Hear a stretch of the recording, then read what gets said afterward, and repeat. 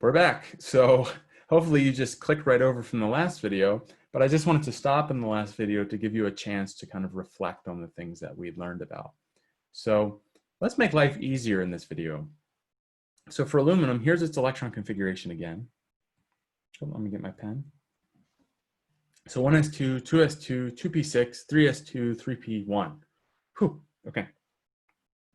Notice if we did the same exact thing for neon, okay, we wrote the electron configuration for neon, we would have this: 1s2, 2s2, 2p6.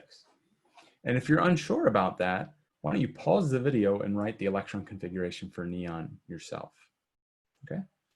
But note that there are the same electron configurations. They both have the same electron configurations through the first 10 electrons, which are the n equals 1 and n equals 2 electrons. In other words, the aluminum configuration contains a neon core, and neon is actually a noble gas.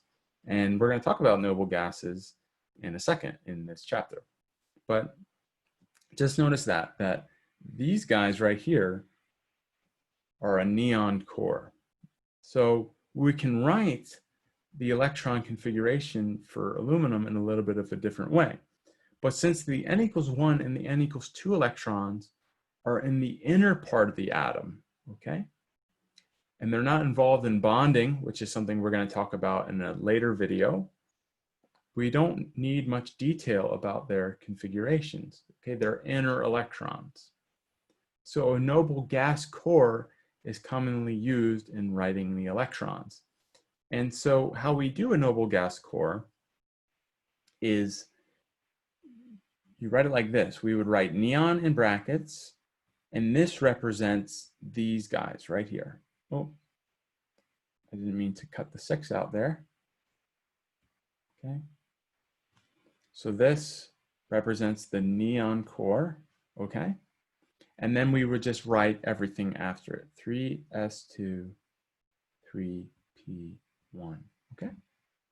So what you do then, okay, and we'll do some examples together, is you find the element that you're looking for, the periodic table, aluminum.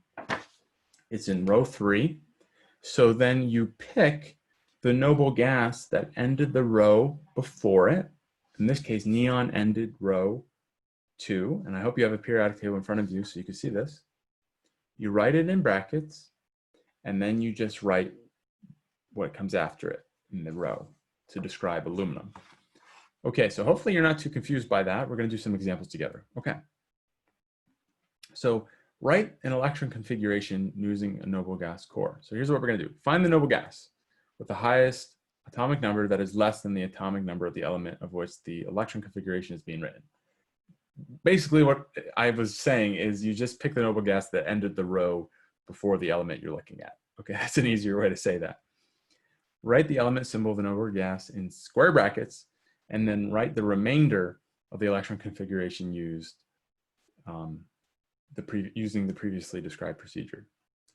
So we're going to do both here. We're going to write the electron configuration and the noble gas configuration for these 3 elements here: potassium, phosphorus, and cobalt. Okay, I'm just getting my paper out here.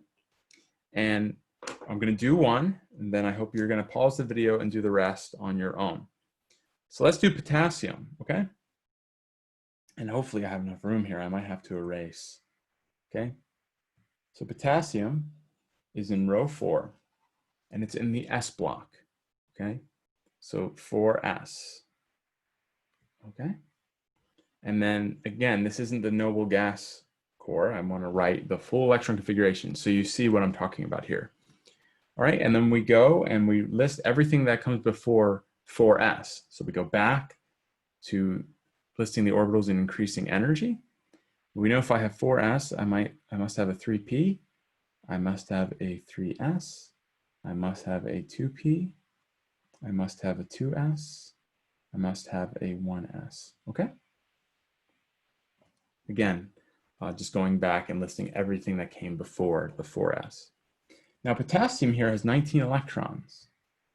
So I need to put these 19 electrons in the sublevels, if you would, in the orbitals. So for each s orbital, there's 2, and I start from left and move right, okay?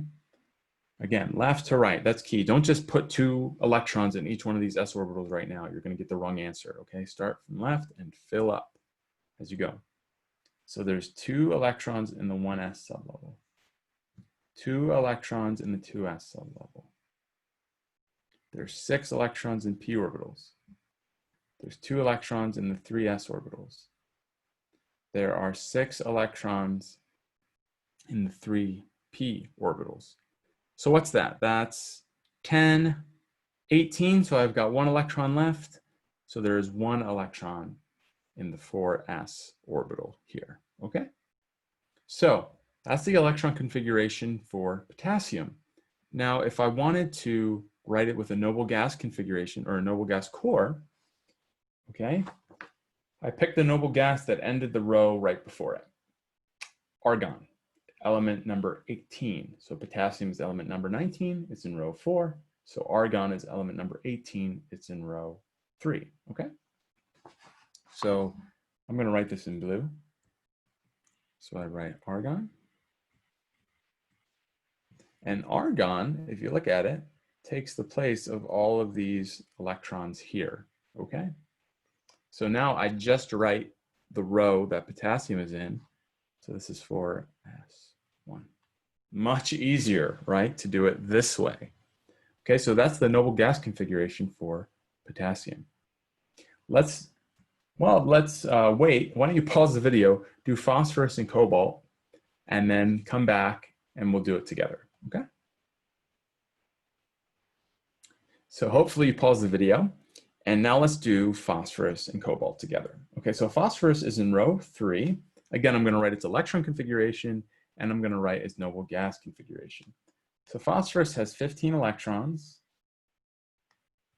okay? And it's in row 3, it's in the P block,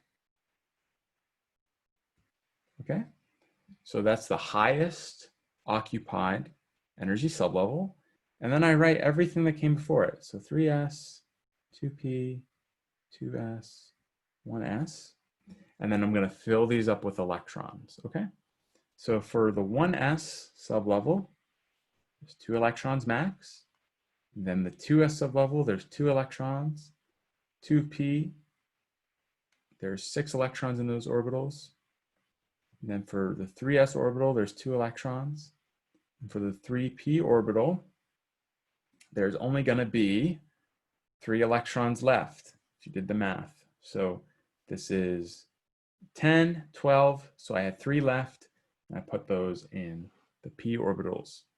Okay, so now if we want to write the noble gas configuration, again, changing the color here, we go to the noble gas that ended the row before it. That would be neon. It ends row 2, and that takes the place of these guys here. And then we just write everything afterwards. Oh, whoa, whoa, whoa, whoa. No, no, no, no, no. No, no, no, no, no. 3p3. Okay, that's phosphorus. Okay, and again, that should be 15 in these electrons. Okay, so cobalt's a little trickier because that's a transition metal. So cobalt has 27 electrons. And it is in the D block, okay? So 3D is the highest for cobalt. I'll write it down here. And so that means it must have 4s. Remember, it's the D blocks are always one behind this number here.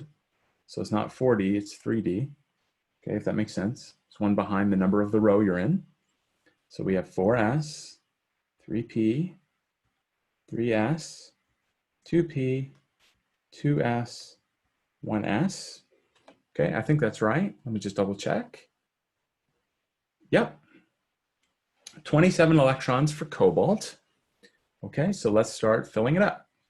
So there's 2 electrons that can go in the 1s orbital, 2 electrons that can go in the 2s orbital, 6 electrons that can go in the 2p orbitals, 2 electrons that can go in the 3s orbitals, 6 electrons that can go in the 3p orbitals, 2 electrons that can go in the 4s orbitals, and let's see, what does that leave me with? How many left? So 12, 14, 16, 17, 18, 19, 20. I have 7 left. So there's 7 that go in the d orbitals. Okay, so now that's its electron configuration. So the noble gas, again, we pick noble gas at the end of the row before it. It's argon, going a little bit faster now. It's going to be 4s, 2, 3, d, 7. Okay, so that's the noble gas configuration for cobalt. All right, so hopefully that makes sense. Now, I believe in the next slide, let's see. Yeah, we're going to talk about 2 exceptions. So I want to just say these both to you. And that is chromium, okay, and copper. So D4 configurations generally don't exist. Okay, so if you wrote it like this, if you look at chromium, you're probably going to want to write its electron configuration like this. Chromium is right there, element number 24. So you're going to say, it's argon core 4s2, 3d1, 2, 3, 4. Okay? If you did that, you'd be incorrect. Okay? So because those D4 configurations are unlikely, the electron basically pops out of the s orbital and goes to the d orbital. Okay? So you actually read it like this: 4s1, 3d5. And it has to do with energetics, and that's actually more energetically stable. Don't need to really worry about that. Just know it's an exception. Know when you see it that you write it like this, okay? Same idea here. D9 configurations generally don't exist. So for copper, you'd be tempted to write this, okay? This is wrong, as is this. You want to write it like so, okay? This is what you want to write. For chromium on the top, copper on the bottom. You want to write 4s1, 3d10. Again, the little electron pops out of the s orbital, goes to the d orbitals. Okay? So 2 exceptions that you need to know. Again, chromium and copper. So if you see them on an exam, you see them on a quiz, know their electron configurations are written this way, okay, not the other way. Very important. Okay, so yep, that's it for electron configurations. Hopefully that made sense. We're going to be seeing it more as we go through the chapter. And next we're going to be talking about valence electrons. So, see you in that video.